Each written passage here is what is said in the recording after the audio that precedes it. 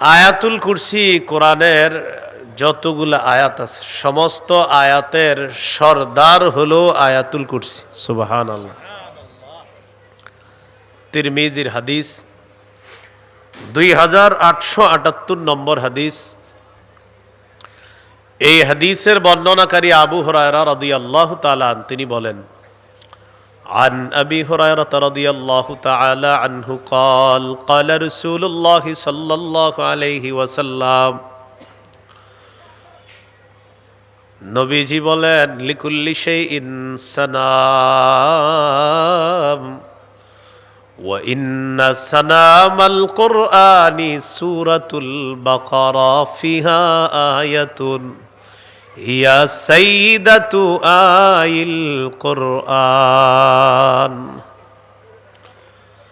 নবীজি বলেন, সব জিনিসের একটা সর্বোচ্চ শাখা আছে। কোরআনের সর্বোচ্চ চূড়া, সর্বশ্রেষ্ঠ শাখা হলো সূরাতুল বাকারা। ফিহা আয়াতুন হিয়া সাইয়্যিদাতু আইল কুরআন। সূরা বাকারার মধ্যে এমন একটা আয়াত আছে যে আয়াতটা হলো কোরআনের যতগুলা আয়াত সমস্ত আয়াতের সর্দার হলো সূরাতুল বাকারার একটা আয়াত। এই আয়াতটা হলো আয়াতুল কুরসি। এই আয়াত কোরআনের যতগুলো আয়াত আছে সমস্ত আয়াতের সর্দার হলো আয়াতুল কুরসি। হাদিসের একটা কিতাব আছে নাম মাজমাউজ জাওয়ায়েদ। এই কিতাবের ৬ নম্বর খণ্ড ৩২৪ নম্বর পৃষ্ঠা, তাকিল আরশ। নবীজি বলেন, আল্লাহর কসম, আয়াতুল কুরসির একটা জিহ্বা আছে, দুইটা ঠোঁট আছে।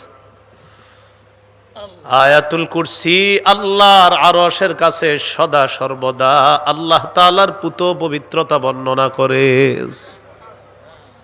উবাই ইবনে কাব রাদিয়াল্লাহু তাআলা সাহস করে জবাব দিলেন, আল্লাহু লা ইলাহা ইল্লা হুয়াল হাইয়ুল কাইয়্যুম।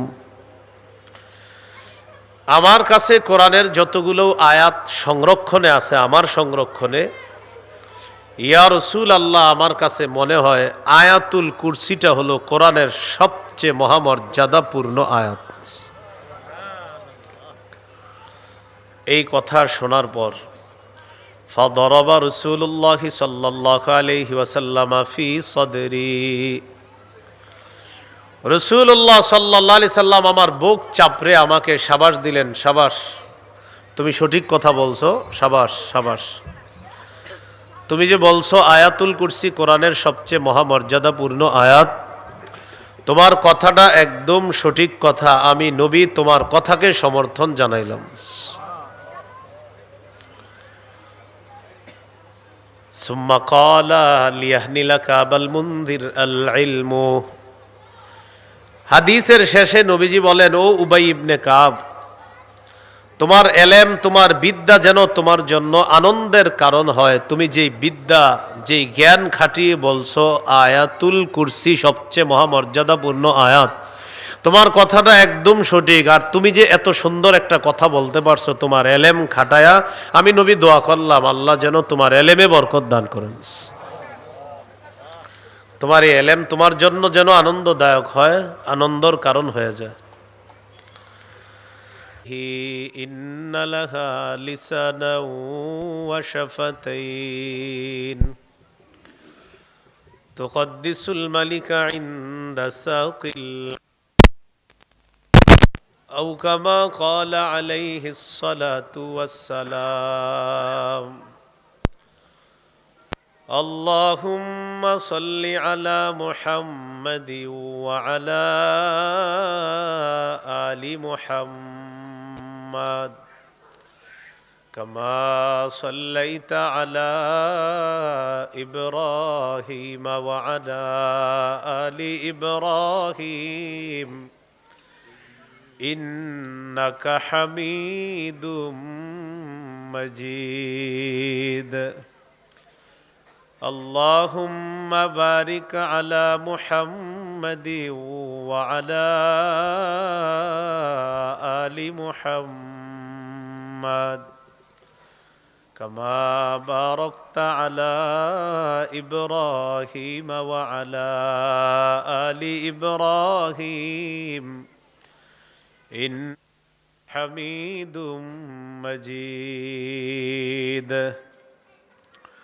اللهم إني أعوذ بك من شر لساني ومن شر سمعي ومن شر بصري ومن شر مني জাতীয় মহিলা মাদ্রাসা গাজীপুর মেট্রোপলিটন পুলিশ হেডকোয়ার্টার সংলগ্ন ওয়্যারলেস লঞ্জানি 18 নং ওয়ার্ড গাজীপুর মহানগরের উদ্যোগে আয়োজিত বার্ষিক ওয়াজ মাহফিলের প্রধান আকর্ষণ জাগ্রত কবি আল্লামা মুহিব খান, বিশিষ্ট লেখক গবেষক।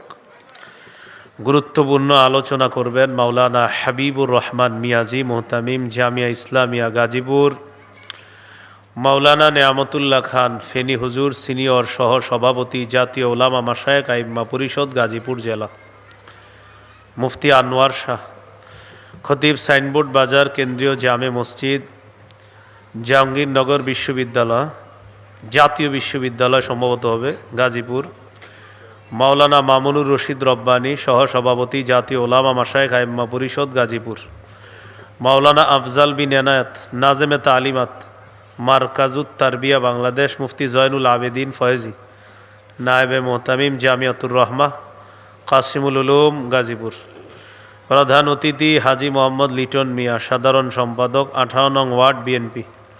প্রধান মেহমান জনাব মইজউদ্দিন তালুকদার, সিনিয়র যুগ্ম আহ্বায়ক গাজীপুর মহানগর কৃষক দল। সভাপতি হাজি মোহাম্মদ আব্দুল হাকিম, প্রতিষ্ঠাতা মোতাওয়াল্লি বাইতুল হাকিম জামে মসজিদ। সভাপতি জাতীয় মহিলা মাদ্রাসা গাজীপুর। উদ্বোধক জনাব মোহাম্মদ ইব্রাহিম, সভাপতি বাইতুন নূর জামে মসজিদ বারিয়ালি নলজানি ঈদগাহ মাঠ।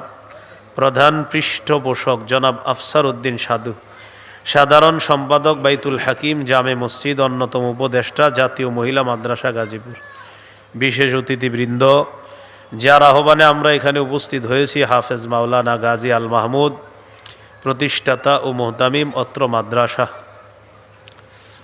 উপস্থিত হজরত উলামায়ে কারাম, মুসলমান ভাইয়েরা, মাদ্রাসায় অবস্থানরতা শ্রদ্ধা মা বোনেরা, আল্লাহ তাআলার দরবারে শুকরিয়া আদায় করছি। আল্লাহ আমাদেরকে এই ওয়াজ মাহফিলে উপস্থিত হওয়ার তৌফিক দান করেছেন বলে আলহামদুলিল্লাহ। প্রথম কথা হলো, আজকে এই মাইকে যে আওয়াজটা হচ্ছে, আমারে যারা দাওয়াত দিবেন এই জাতীয় আওয়াজ রাখার চেষ্টা করবেন। এই আওয়াজটা ঠিক আছে।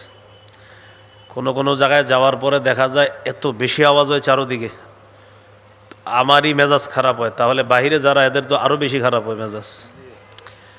তো এই জন্য আজকের যে আওয়াজটা, পরে যে এরা কী করবে আমি জানি না, হয়তো আমার অভ্যাস জানে এই জন্য আওয়াজ কমায় রাখছে, কারণ পরে কি হবে এটা আমি বলতে পারতেছি না। এই আওয়াজ হলে আশেপাশের মানুষগুলার অতটা কষ্ট হয় না।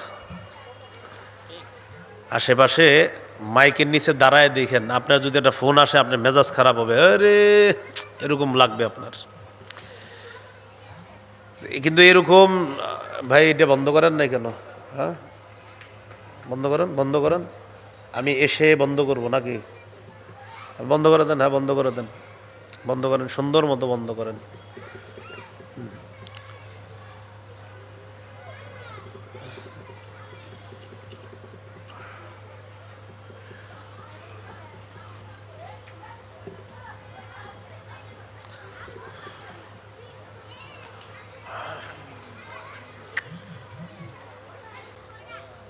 সদা সর্বদা আল্লাহর ভাই, আপনি কি লাইভ দিচ্ছেন?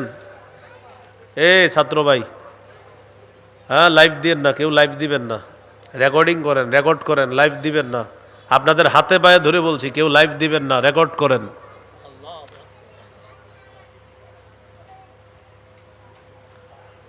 রাসূলুল্লাহ সাল্লাল্লাহু আলাইহি সাল্লাম বলেন, আয়াতুল কুরসির একটা জিহ্বা আছে, দুইটা ঠোঁট আছে।